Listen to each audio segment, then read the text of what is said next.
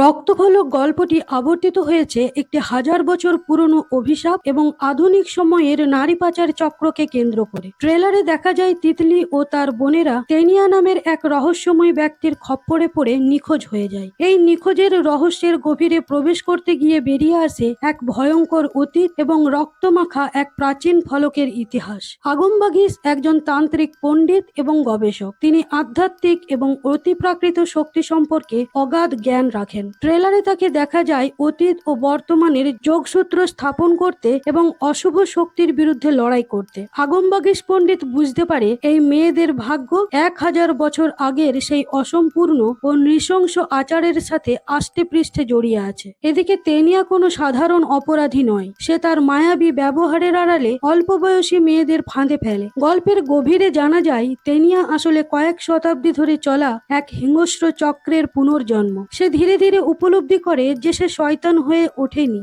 বরং সে বরাবরই অশুভই ছিল। তেনিয়ার মা মায়ারানী এক প্রাচীন সত্যের রক্ষক এবং এমন একজন মা যে নিজের সন্তানকে ঘিরেই সবসময় আতঙ্কের দিন কাটায়। তেনিয়ার ছোটবেলার অস্বাভাবিক আচরণগুলো মায়ারানীর কাছে ছিল আসন্ন এক বিপদের সংকেত। তিনি অন্ধ স্নেহে নয়, বরং বিশ্বকে এবং তার সন্তানকে ওই অভিশপ্ত ভবিতব্য থেকে বাঁচাতে মরিয়া এক নারী। এই অশুভ শক্তিকে কি থামানো যাবে, যে আবার ফিরে এসে ভয়ঙ্কর ধ্বংস ডেকে আনছে? জানতে হলে অবশ্যই আমার চ্যানেলটিকে সাবস্ক্রাইব করে নিন এবং কমেন্ট করে জানান যে এই সিরিজটির এক্সপ্লেনেশন ভিডিও চান কিনা।